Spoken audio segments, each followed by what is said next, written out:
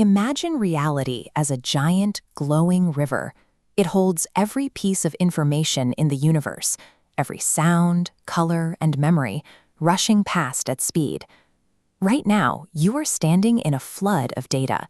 Millions of bits of information are washing over your senses every single second.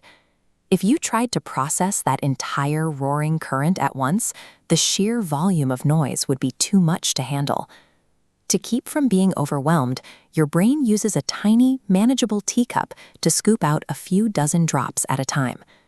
This means the world you experience is a small, safe sample of the universe, a version your mind can actually hold without breaking. When the water in your teacup stays perfectly still and unchanging, your brain stops registering it entirely. Your attention only wakes up when the pattern breaks, when there is a ripple, a change in temperature, or a sharp splash against the surface. We spend our lives noticing these moments of change while completely ignoring everything that stays the same. This is the basic puzzle of how we know the world. We don't see reality as it is. We see how it differs from what we expected. Human understanding works like a collection of these snapshots, a handful of surprises saved from a world we mostly let wash away.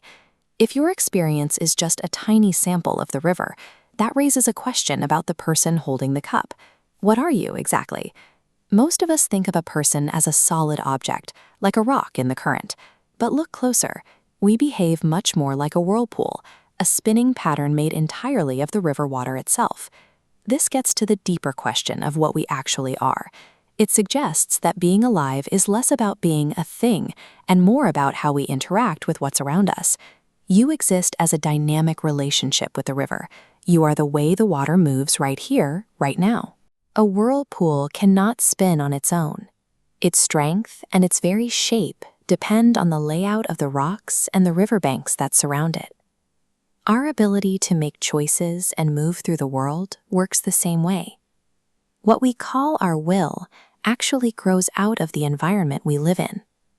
The psychoanalyst Donald Winnicott called this a holding environment.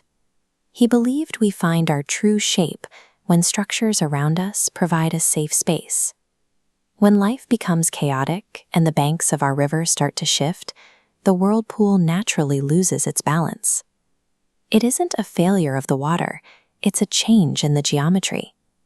To help a whirlpool that is struggling, you don't tell the water to spin harder, you change the shape of the environment that holds it.